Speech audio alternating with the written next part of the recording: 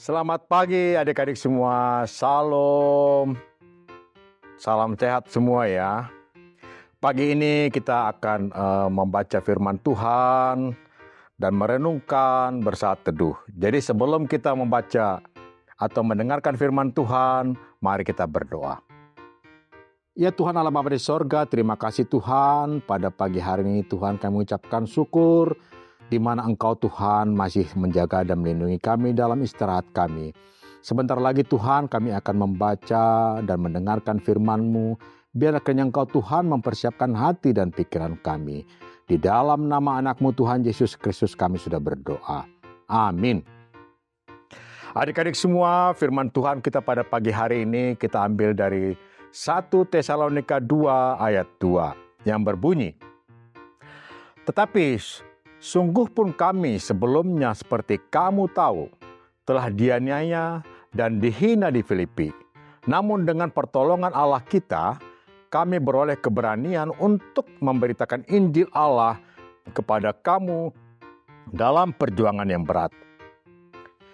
Jadi hal ini sebelum Paulus ke Tesalonika, dia banyak mengalami penderitaan di Filipi.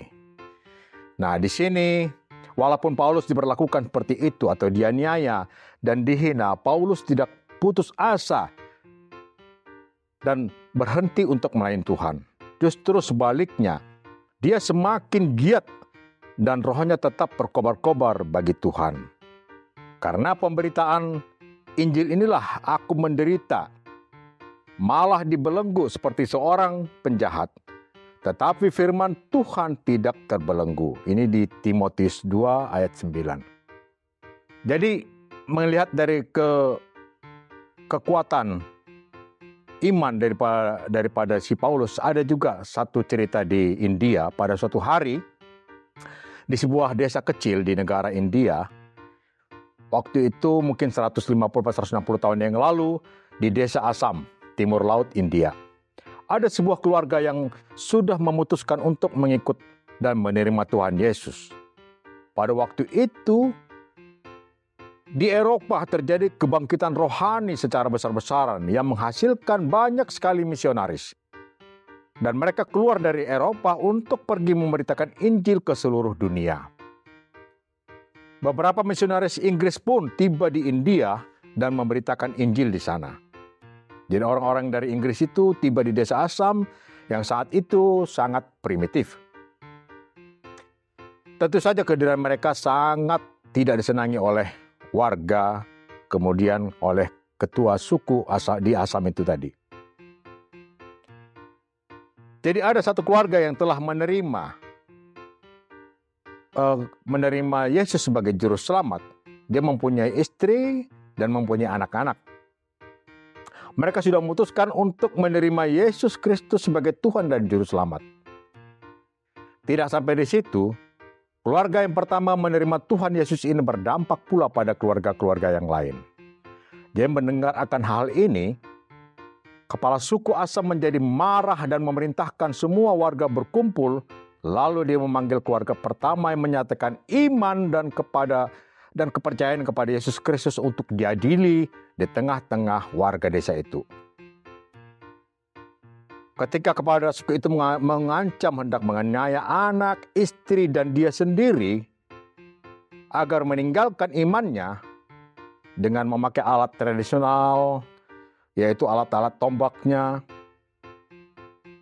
ia menyebutkan kalimat dari sebuah lagu sebelumnya yang sudah diciptakannya waktu menerima Yesus sebagai juru selamatnya.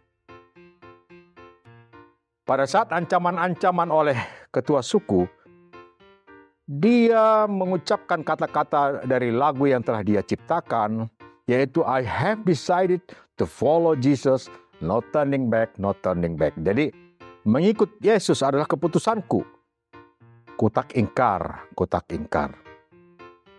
Mendengar kalimat ini, kepala suku itu menjadi sangat murka dan menganiaya mereka satu persatu, anaknya, istrinya, dan dia sendiri, kepala keluarganya itu. Tetapi bukan dia menyerah, tapi si Nokseng nama ayahnya mengucapkan, walau sendiri ku ikut Yesus, kutak ingkar, kutak ingkar. Nah, Jadi disinilah kekuatan iman si Nokseng tadi, kepala keluarga tadi, lalu kepala suku menjadi semakin marah dan menganiaya semua bapaknya, istrinya, maupun anak-anaknya. Tetapi dengan mantap, Nokseng tetap berucap, "The cross before me, the world behind me."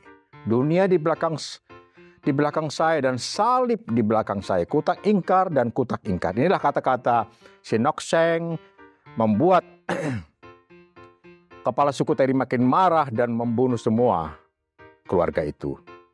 Jadi kematian Nokseng berdampak besar sebagai jalan masuknya Injil diterima dan menjadi berkembang secara pesat di daerah itu. Beberapa waktu kemudian kepala suku itu penasaran kenapa si Nokseng tadi begitu kokohnya dan percaya kepada Yesus Kristus. Tidak mungkin ada orang yang mati jika bukan karena kekuatan supranatural yang mempengaruhinya. Dan secara penasaran, si ketua suku tadi membaca Injil dan dia menjadi percaya. Lalu kepada suku itu ia memanggil seluruh warganya untuk berkumpul dan menyatakan imannya kepada Yesus Kristus di hadapan seluruh rakyatnya. Mulai saat itu kekristenan menjadi berkembang pesat di daerah itu sampai saat ini. Kesaksian dari lagu ini mengingatkan setiap orang percaya bahwa mengikut Yesus bukan hal yang mudah. Satu benih yang mati menghidupkan jutaan benih lainnya. Itu ada di Yohanes 12 ayat 24. Aku berkata kepadamu, sesungguhnya jikalau biji gandum tidak jatuh ke dalam tanah dan mati, ia tetap satu biji saja. Tetapi jika ia mati, ia akan menghasilkan banyak buah. Jadi hal tadi, lagu itu mungkin adik-adik semua sudah tahu, yaitu mengikut Yesus adalah keputusanku. Mengikut Yesus keputusanku. Mengikut Yesus keputusanku.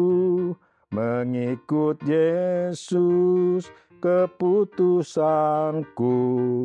Kutak ingkar, kutak ingkar. Oke adik-adik semua, itulah sejarah atau kisah lagu itu. Selamat beraktivitas untuk adik-adik semua. Tetap percaya bahwa Tuhan Yesus adalah Juru Selamat. Untuk mengakhiri firman Tuhan, mari kita berdoa. Ya Tuhan Allah Bapa di sorga, terima kasih Tuhan, Engkau telah menambahkan iman kepercayaan kami ya Tuhan.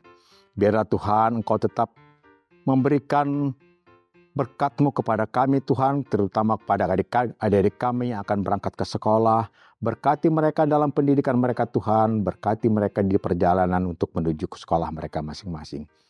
Terima kasih Tuhan, di dalam nama anak-Mu Tuhan Yesus Kristus kami sudah berdoa. Amin. GKPS TV